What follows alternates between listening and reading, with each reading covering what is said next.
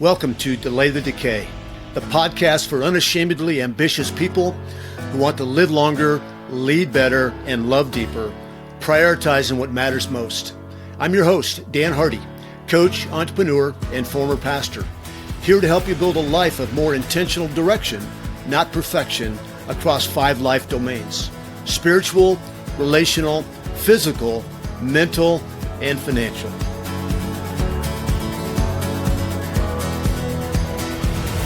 Welcome to the Delay the Decay podcast. Today I'm joined by LaRae Sehr, a physical therapist and coach who spent nearly 3 decades helping people move better, train smarter, and stay active for life. LaRae has been a PT since 1996, has called Colorado home since 2009, and along the way she has become a CrossFit coach in 2018 and earned specialized certifications like clinical management of the fitness athlete, fitness pain-free, barbell rehab method, and dry needling. Outside the clinic and gym, LaRae plays tennis year-round and brings a lifelong athletic background from gymnastics to basketball, track, cheer, and even the college dance team. Welcome, LaRae. Thanks, Dan. So glad to have you.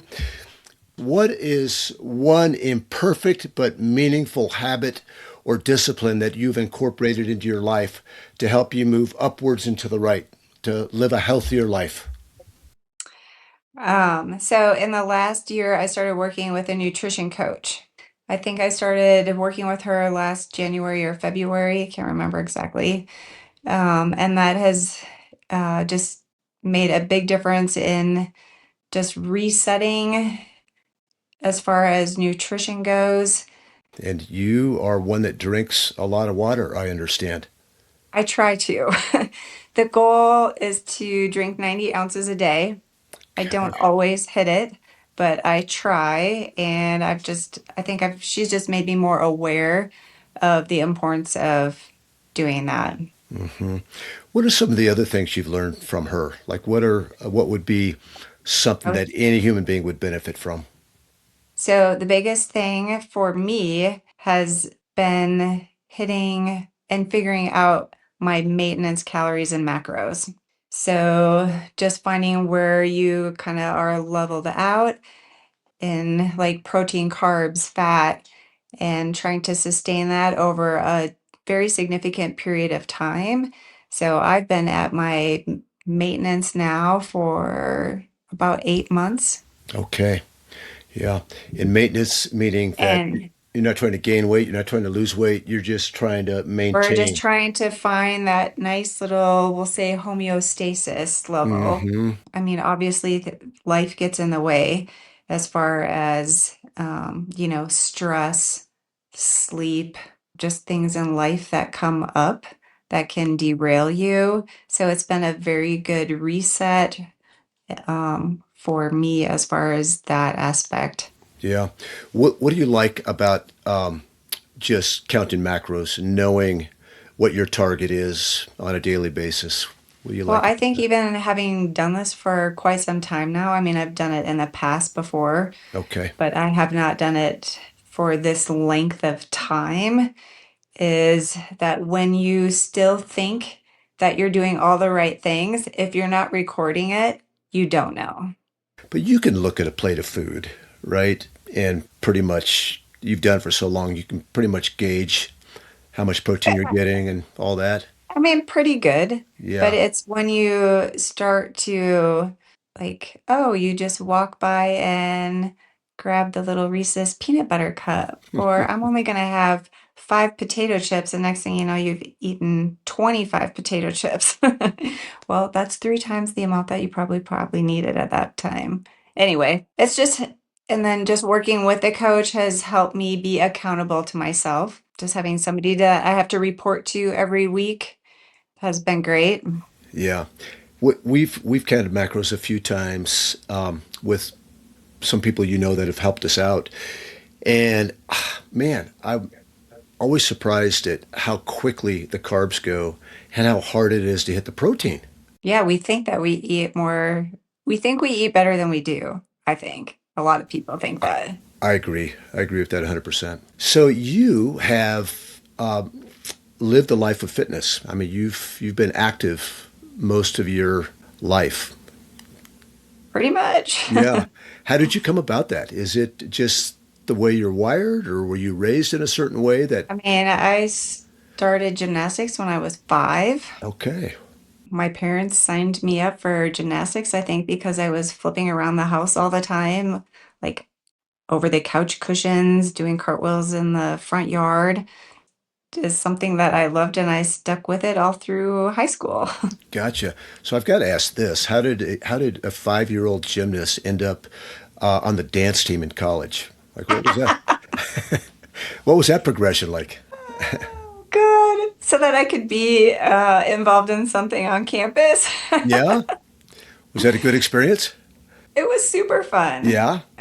We even went to nationals one year. Wow, that's a big deal. So at the school I went to, there was another gal that I went to high school with who was a year older than me, and she was also, so I cheered with her in high school also. And then she was on the dance team there, and she had said, "You should try this. I think you would like it." So I tried out, made it, did it all 4 years. Dance Express. Dance Express. We're going to have to ask you to do a little Dance Express. Let's One of not our do that. no. So I should say right up front, because my audience doesn't know this, that LaRae is our coach. We do CrossFit, and we see my wife Nancy sees LaRae lately more A than I lot. see LaRae. Yeah, but You she is. actually have to go to class to see me, Dan. Oh, that hurt. That hurt.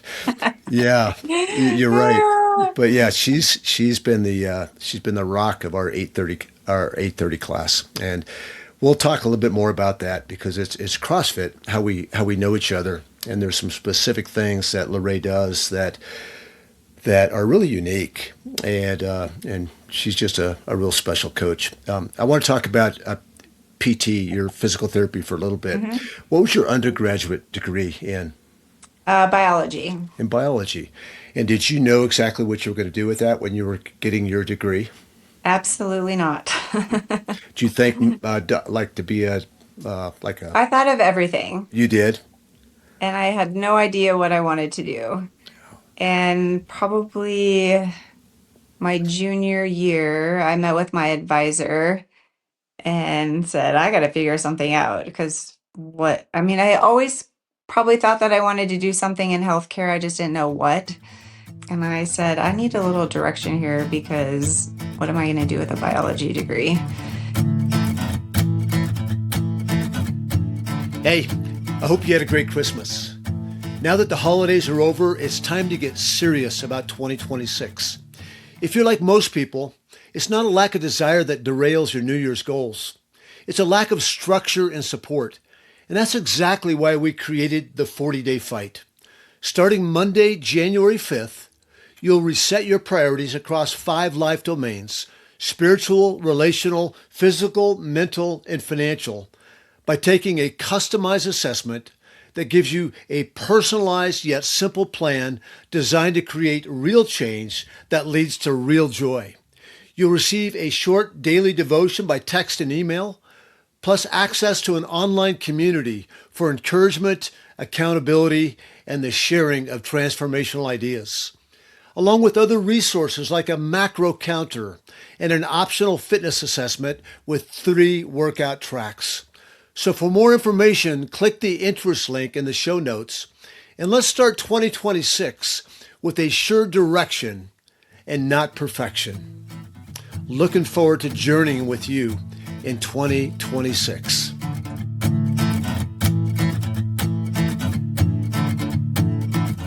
And so we talked about a few things.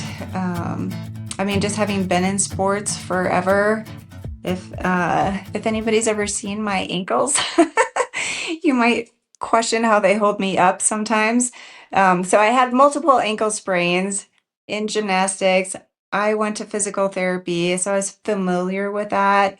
And so we kind of talked about that, and she got me hooked up with shadowing somebody at a clinic. And I was like, maybe I'll do this. Yeah. And no turning back. after you made that decision? Mm. Well, made the decision to want to do that, but that doesn't mean that you're guaranteed to do that That's true. because then you have to apply, go Mm. through the interview process, get accepted. Um, Hmm. but it turned out. Yeah, it sure did turn out. What do you like best about being a physical therapist? Building relationships. Hmm. That's not what I expected. That's unique.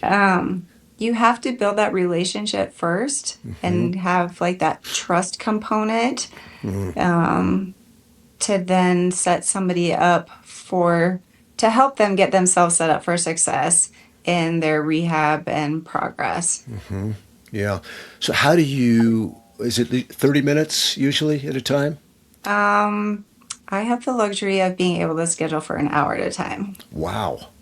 So that's the way that you build relationships. You spend a significant I amount of mean, I time. spend a lot of time talking, getting to know them a little bit more about what their specific goals are. Mm. I mean, I would say 75% of the people I see are CrossFitters. Okay. So I gotta ask you about that because there is people joke, especially those that have never done CrossFit, when they hear you're a PT, you go, "Oh, I bet you." I bet you stay in business all the time with Yeah, CrossFit. exactly. Yeah. Well, if you actually read the studies, CrossFit does not have any more, like the rate of injury is actually less than most things. Like per training hours, CrossFit, it's like 3.1 injuries per, I can't remember the stat, like 1,000 hours, 1,000 training hours. I think powerlifting and forgive me, I can't remember the other one, are like CrossFit's listed as like number three of less injuries. Like basketball, soccer, running, all those have way more injuries Interesting. per training hours than Yeah. CrossFit. So how did CrossFit get that reputation then? I think because people are afraid of it Mm. and they Yeah. see, social media doesn't help. Sometimes when you only see people do like these crazy lifts and they fail, or there's always the knock on the kipping pull up. That's not a real pull up. Well, it is, and it serves a different purpose than a strict pull up. So I think that I don't know that that mentality is as much anymore with the popularity maybe of CrossFit as it did in the beginning. So we're going to talk a lot about CrossFit. I want to just backtrack a little bit. You and Dave have two kids. You have Mhm. a daughter that's graduated and working, and you have a son that is in college and running track. Yes. And was fitness just part of the rhythms in your household with you and Dave and the kids? I would say I don't really remember a time that I didn't do some type of a workout, or I don't really remember any point in my life where wasn't doing something. I used to run a lot. I was a big runner. On those ankles? Yeah. I mean, I don't know. People joke that, I mean, I was still running like 3 and 4 miles when I was 36 weeks pregnant with Mia. And then it wasn't, I mean, I just stopped because my back kind of started hurting. But yeah, I mean, I've always done something. Hmm. Yeah. And Dave has been the same way. He's Yeah, active? he was a college athlete, so I think that's just part of who he is also. Yeah. Yeah. So, I mean, my kids grew up being pushed in the little baby jogger all the time. So I think they're just around it. And then both of them learned to ski when they were both in diapers. Okay. Wow. I mean, they were like 2.5, 3. That's So crazy. they've been skiing since they could ski. Hmm. So, and then, my kids were in sports also Hmm. all through high school. Yeah. So what happened was it 2018 that you got into CrossFit? No. No, I started in 2013. 2013. Okay. So what led you to CrossFit in 2013? What were you doing at the My time? best friend, Barb. It's Barb's fault. It's Barb's fault. So she started CrossFit, and I had been training for a marathon or a couple of them, and I successfully completed one, but I kept getting sidelined with injuries. And she said, "LaRae, I think that you should come try out this CrossFit thing." And I said, "I don't want to do that. I don't want to lift weights." And she's like, "I think that you should just come try it because I think that you'd really like it." So I went and I actually really enjoyed it. And so for probably only maybe those first couple years, I probably only went 2 or 3 times a week.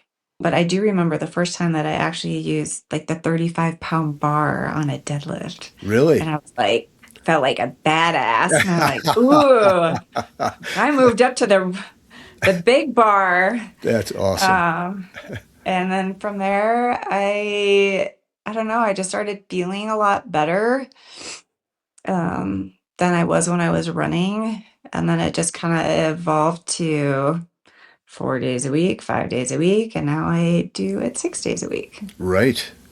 Yeah. And then you're in the gym I'm in multiple. the gym a lot. That's true. Yeah. So is Barb still doing it? She is not. She's not. Okay. No. I guess that's her loss. Would it be fair to say that CrossFit's not for everybody? Anybody can do CrossFit. It just may not be something that they enjoy. Would it benefit anyone, no I matter where they're think at? any fitness Yeah. routine benefits anybody, and you have to find what you enjoy. If you Okay. don't enjoy it, you're not going to stick with it. You're not going to be consistent with it. But why CrossFit? Why CrossFit for you? I like CrossFit because I like the variety of it. Okay. I like the challenge of it. I initially liked it that I didn't have to think about what I was going to do every day. It was written on the whiteboard and they told me what to do. I didn't have to walk into 24-hour fitness and go, "Ooh, maybe I'll hop on this machine today, or maybe I'll go do a few curls. What should I do?" I never had a plan. I like that the plan is set for you. And I love the progression. I love the challenge. What's your favorite movement? Oh God, I Everybody's have got so many. seriously?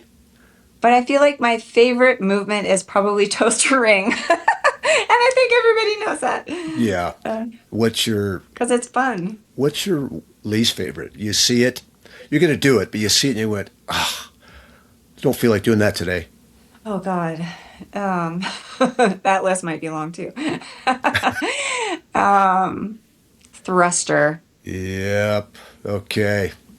Would wall balls be in that category too? Same kind of movement, just lesser weight? It is, I'll tolerate wall balls way more than I will thruster. Okay. Yeah. Thrusters suck the life out of me. Yeah. Okay. Good. You're human. I'm so glad you said that. If you would have said that was one of your favorite movements, I'd go, you know what? I'm going to find a different class to go to. This podcast is over. It's over. Yeah. When did you make the decision to become a coach at CrossFit?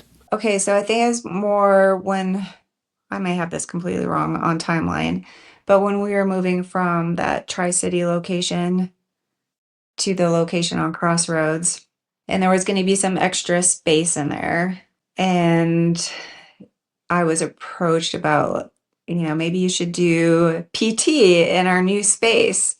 And I said, absolutely not. I like my job. I don't want to work for myself. It sounded like too much work.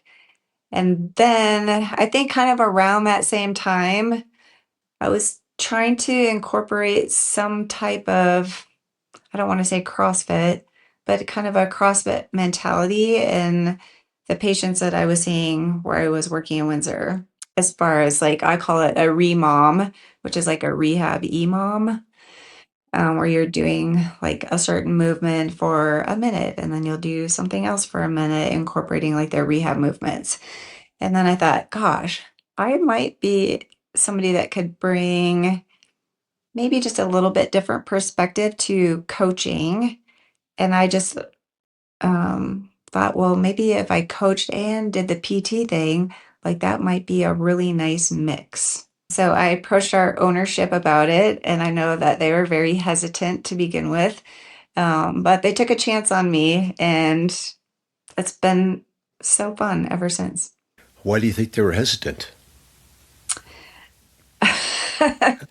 Because you don't speak loud enough, LaRae. You're too quiet. Oh, got you.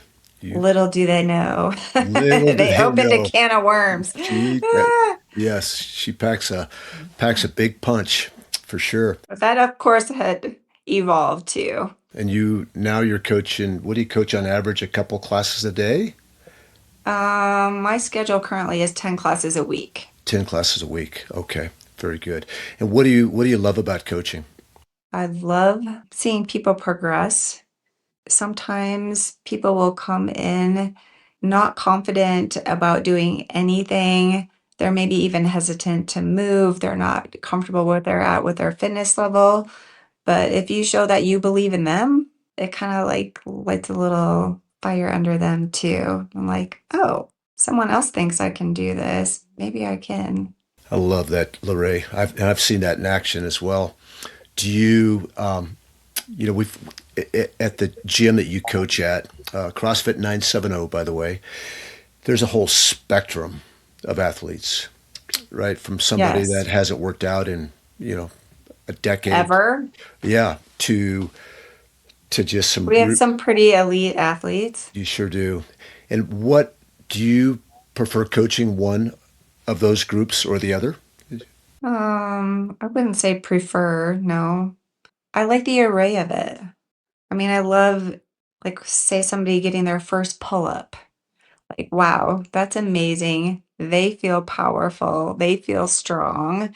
And then you have somebody who's maybe been around for a very long time, and you give them one little cue, and they're like, oh, wow, that felt so much better. I'm like, well, it looked better, and now you're moving better. Or maybe you've been doing something some way for a very long time, and somebody tells you something a little bit different, and they'll try like to maybe even be a little bit more efficient with their movement.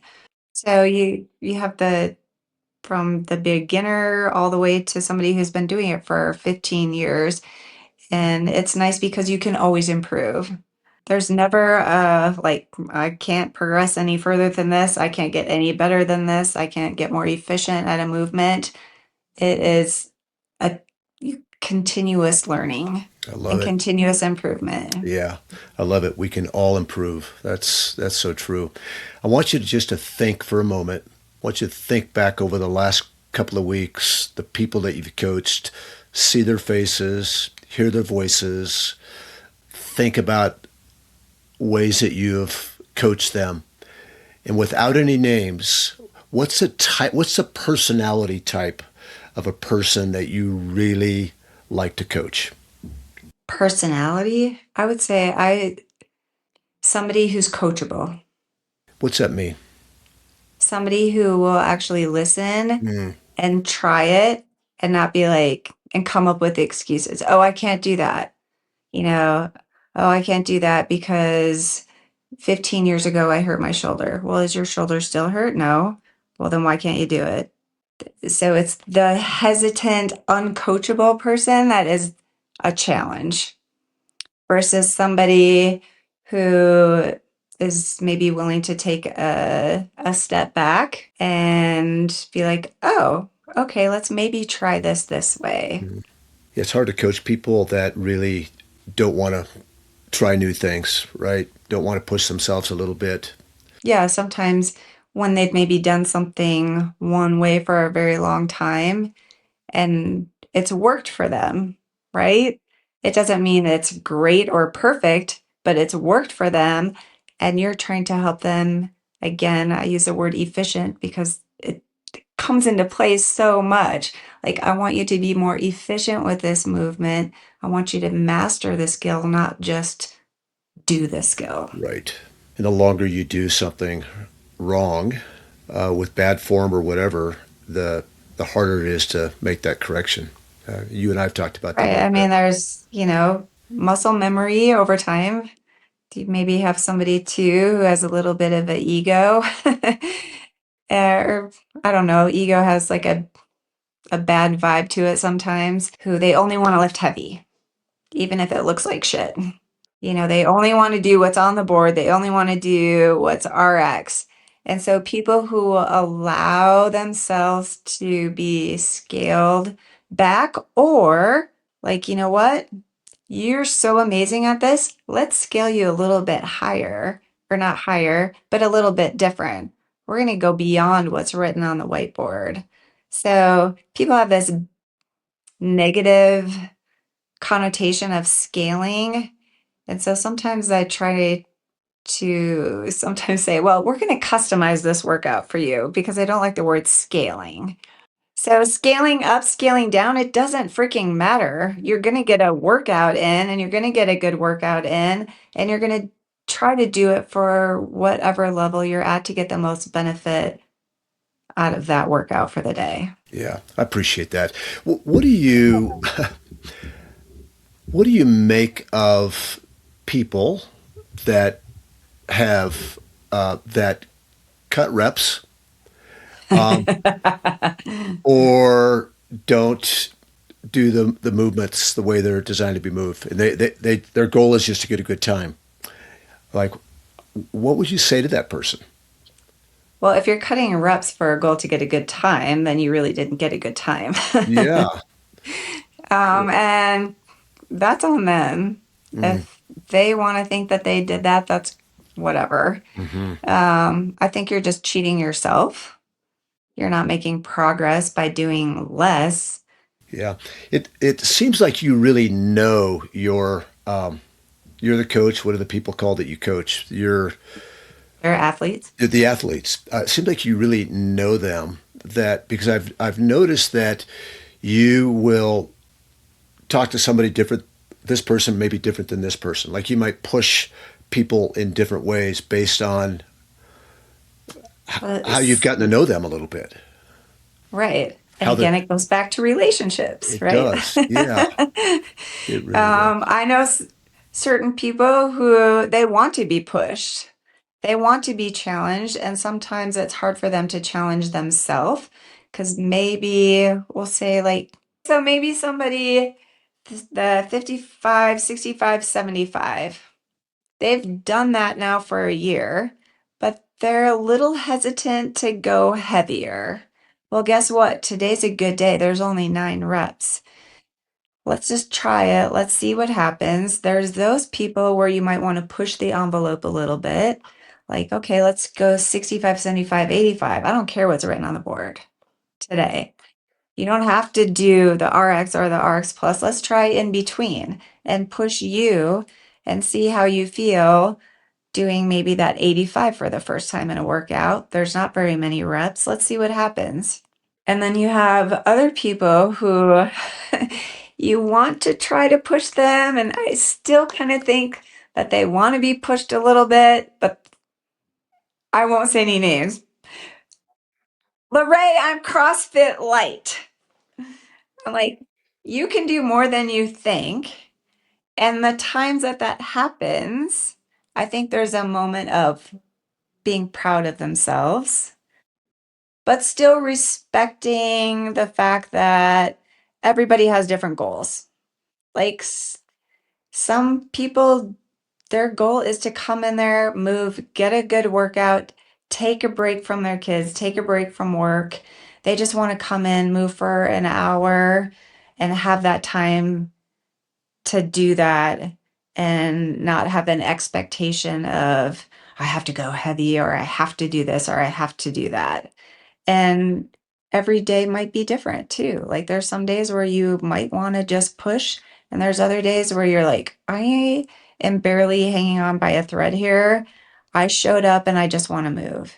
And you have to respect that too. But there you need to have that communication with your coach though too, so that they know that. I want to ask you about this. RX is for me is such a weird concept because like what does it even mean? Who is it for? Like who's the target audience for RX, right? So if you follow CrossFit kind of stuff, you kind of program for the best, scale the rest. Gotcha. That's helpful actually. Yeah, I've been at some gyms where they'll have like different levels, not like RX and scale to be like A B C type of thing. And yeah, it's good because I think CrossFit's good for your ego in so many ways because you got to check your pride at the door. Because some people like have a hard time like scaling it. Like they feel, particularly older athletes, you go like, well, I'm going to scale it. Like I wonder if there should be a master's RX or something like that. We're talking about some really philosophical stuff here. But Yeah. again, you do what you do for that particular person. Right. Yeah. What's written on the board is just what's programmed, kind of a guideline. And for some people, that's a goal for them, and other people don't care. And it's never a goal for them. But I think too, when when they're programming and they're giving that, that also gives the coach, it gives the athlete an idea of what the stimulus is supposed to be for this workout. So if you're looking at the workout and say it's a 155-pound power clean. Well, I've never done a 155-pound power clean. I know I can't do that, but when I see that, I know this is supposed to be a pretty darn heavy power clean. So am I going to go and do a 65-pound power clean and cycle my barbell? No. I'm going to go what's heavy for me, so I'm meeting the stimulus of the workout. So I want to transition to your 945 class, Yes, which is it's called the master's class. correct. Why isn't it called the seniors class, by the way?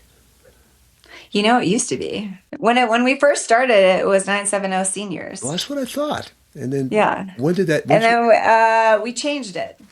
Why?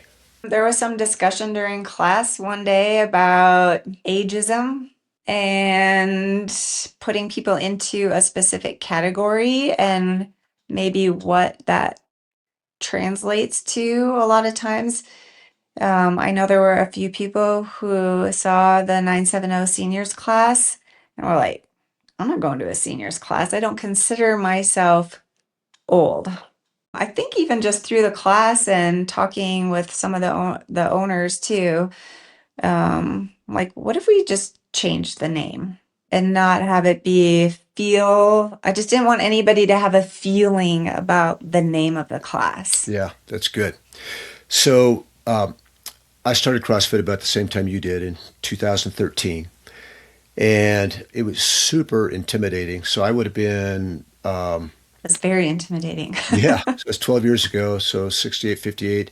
I was 50, almost 56, and the oldest guy walking in there. But I really wanted to do it, but it was super intimidating because people were doing things with the barbell. I'm going like, holy cow! Been an athlete all my life, and I've never done any of that stuff. And it's still kind of the stigma to CrossFit. People think that they've got to like be in shape. They've got to get in shape before They they have to do be in CrossFit. shape to start. Exactly, and it's so wrong because It's so wrong. everything's scalable. I mean, I love the 830 class. I know I'm going on a tangent here because especially with some of the you get like Elliot and you get an Adam in there and stuff like that. We're getting a little bit. Well, you got Colton, you got Tyler. I mean, you got some of the gals that are really strong, and then you've got some of the other athletes that are older and not doing all that. And you got some new. I love the diversity. It's a snapshot of really what CrossFit is across the board, right? So you got this masters class, Mhm. 9:45 every day. You had this Three idea. days a week. 3 days a week. Thank you. Not Three every days day. a week. You had this idea once upon a time, and you decided to go for it. Describe that progression. Like what made you even think about it? That it was a good thing, and then what gave you the courage to like get it off the ground? Well, I think there were a few people that were in CrossFit. I don't think he would care if I said his name. Rick Herman, who had been doing CrossFit for a while. And I remember I was talking to him the other day about it, about having a talk about like, what do you think about if we had a separate class? do you think that would ease the barrier of entry to CrossFit for maybe older people if there was a separate class for them? And we decided to go for it. And we started actually during COVID. It was in November 30th of 2020 was our first class. Okay. You did like a trial period or like a week free or something like that just to give people a chance. Just like how we do with everybody else. Okay. So you started it with how many? Six?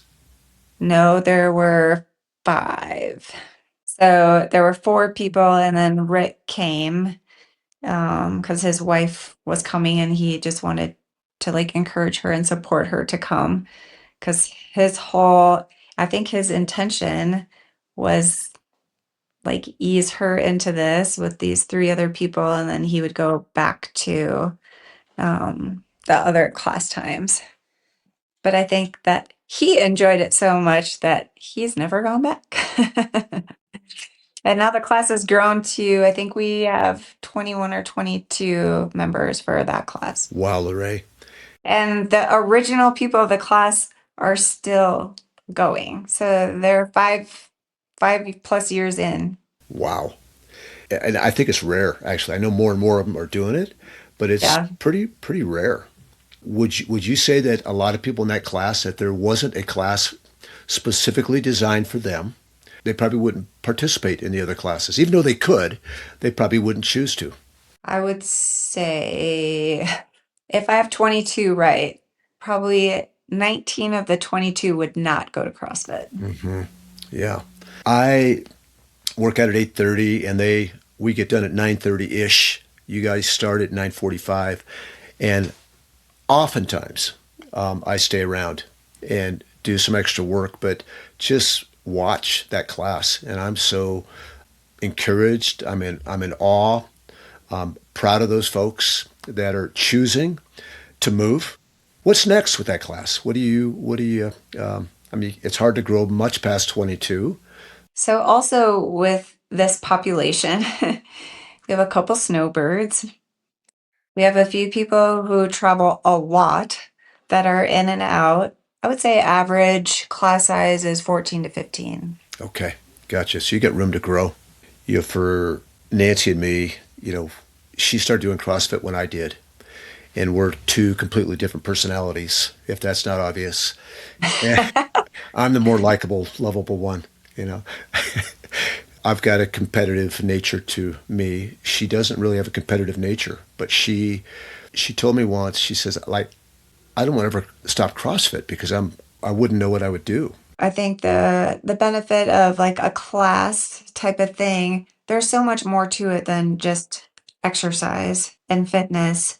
I mean, there's quite a few couples in that class, so they're doing something together that they enjoy.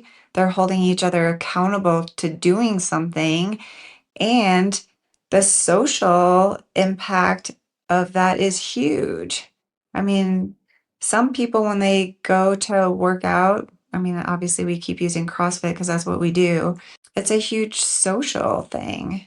Like you get your social fix by your friends and your people at the gym.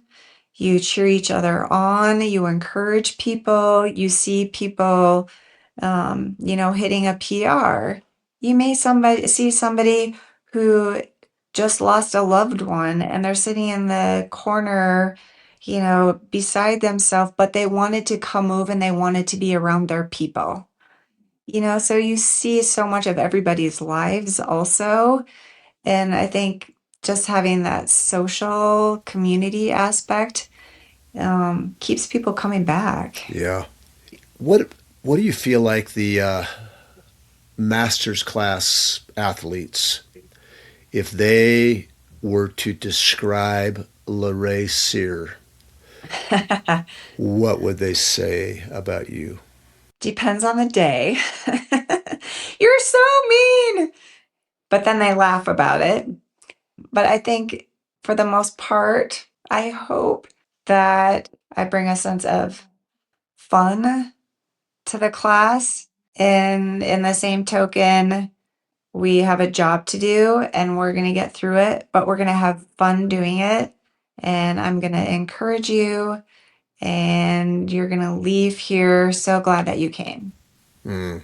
I would tell you what both my wife and I would say And is that you have a mix of compassion. I don't know if you would see yourself as yes, I would compassionate, agree with that. compassion and toughness.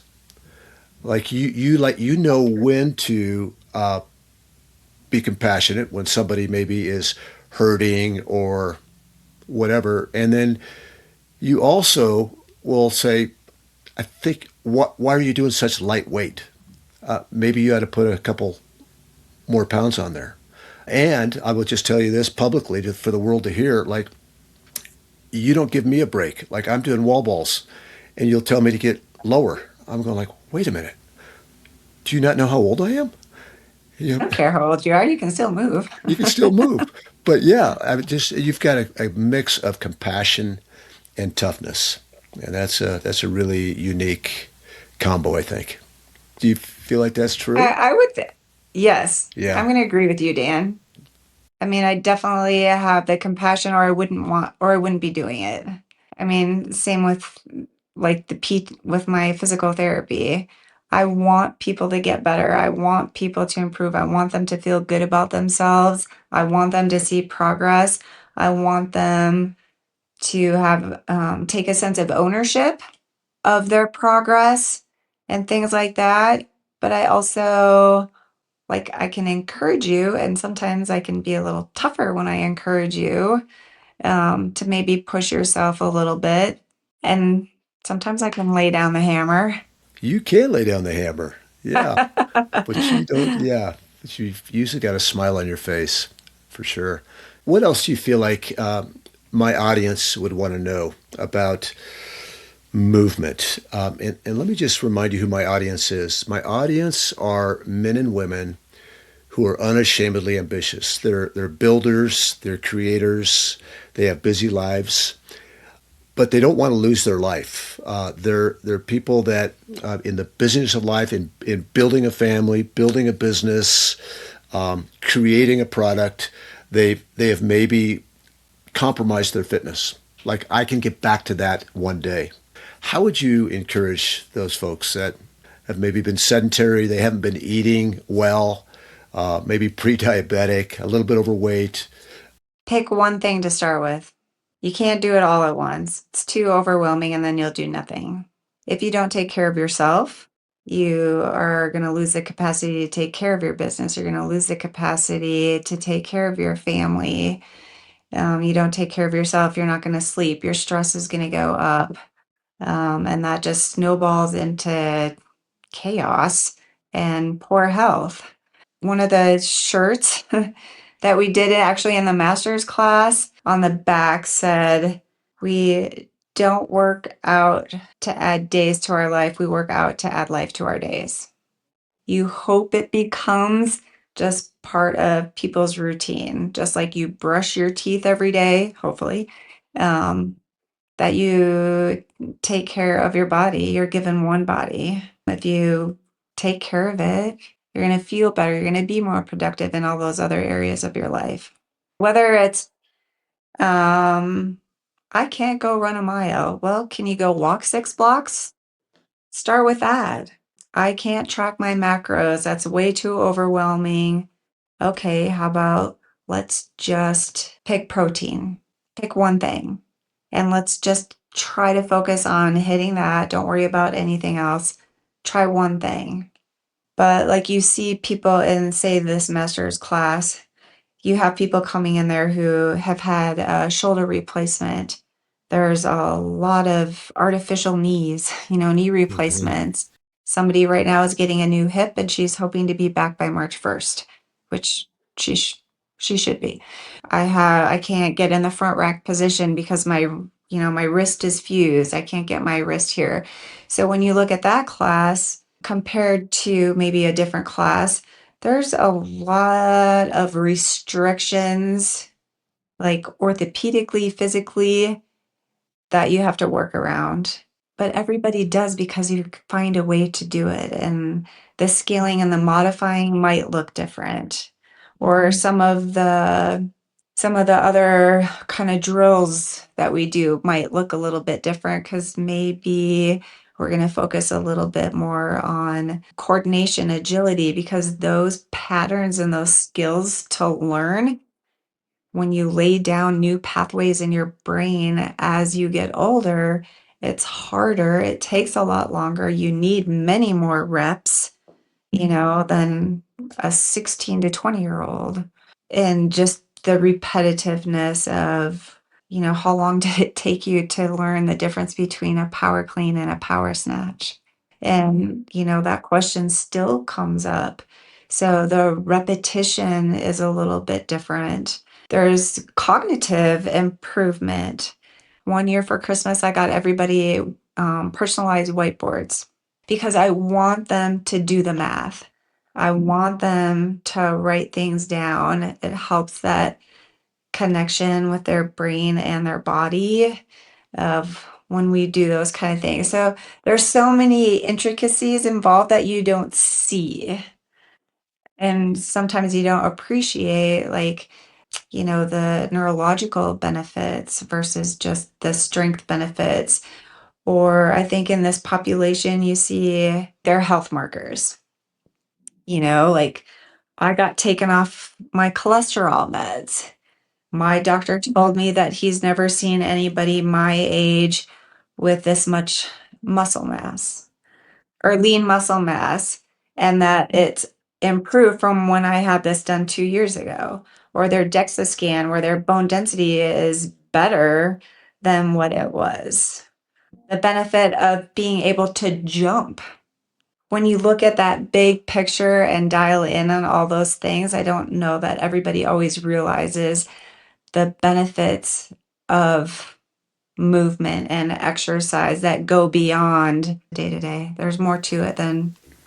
Yeah. I love it that you brought the cognitive part in because people don't talk about that enough. I know that just even at my age, just having to do the math on putting the weights on the barbell, keeping Or track. even like yesterday's workout. Oh yeah, You're working for 3 minutes with a partner at each station. After those 3 minutes, you have a 30-second transition. People's brains were just like, they could not figure it out. and that's young people. But it was everybody, every class. Yeah, And we pretty much did that same workout. But sometimes, even when you write it out, it sticks in your head a little bit better and it makes more sense. yeah. So why just 3 days a week for the masters? That's pretty, I would say it's more of a scheduling. You feel like they could do CrossFit the way that you program it 5 days a week? I think some could. I think everybody could. They may not want to. Okay. Yeah. Um, we have Monday, Tuesday, we're off Wednesday, and a lot of times they really like that Wednesday off. So they feel a little, they have that recovery day before they hit it hard on Thursday. And then they get that break for, doing whatever they want to do over the weekend. A lot of golfers, a lot of pickleball, you know. Gotcha. What about mobility? What do you recommend to them in regards to mobility the other 4 days of the week? I mean, definitely people tend to stiffen up a little bit as we get older. Hmm. If you don't use it, you lose it. There's all the sayings, motion is lotion, which is true. Why are you wasting your time doing something that's not a problem? You would be better served working on a deficit than doing something that's already fine. Work your weaknesses. Yes, I love it. Yeah. You've seen a few rotator cuff injuries and whatnot. Do you see people get a rotator cuff or torn bicep or knee replacement and then just never see them again? Or do you see people after they've had it repaired, they're back in the gym? Oh, for sure. I mean, that's their goal. Yeah, That's most people's goal, is to get back to doing the things that they were doing before. Speaking from experience. that's right. Yeah. How did your rotator cuff make you a better coach and give you more empathy for others that maybe, I think just maybe even just a little bit different scaling options. definitely gave me a better appreciation on the PT side of things, being the patient versus the PT, because that was humbling. That was a much harder process than I anticipated. Yeah, yeah. I can tell you, LaRae is so compassionate. She's so tough. The I'm just hoping that you'll tell me when I need to move over to the master's class when that time is. It's I mean, maybe I can even finish in the top 10 in that class. I'm tired of being last all the time in our regular classes. So thanks for being just such a great coach. Of course. Thanks for starting that senior class that is giving so many people their life back. I see it 3 times a week. And thanks for Yeah. being a good friend and a relationship person. I mean, you're not just a coach, but you really do care about people. So I appreciate Thanks, that. Dan. Yeah. Thanks for your patience with me, and thanks for loving on my wife and being an encouragement to her as well. She keeps coming back because of I love it. you and the other coaches too, but you specifically. So thank you. Yeah, and I want to just close out the podcast to my audience. There's so many things that LaRae said that's helpful. One is we're going into the new year is if you want to make some changes in the new year, do it. Don't wait till the next year, but take the one next step. Don't bite off more than you can chew. So in February, you feel like a failure. Just take one next step. And I would encourage you that if you're not in a gym and you want to try something different, take a step into CrossFit 970 and ask for LaRae. She will not do you wrong. And remember, it's about direction, not perfection. When we get tied in taking the next perfect step, we never take the next best step. It's about direction, not perfection. So thank you, and I will see you on the next podcast. Thank you, LaRae. Thank you. Thanks for listening to Delay the Decay. If today's conversation resonated with you, follow, subscribe, and share it with someone else on the journey. Until next time, keep prioritizing what matters most. And remember, it's about direction, not perfection.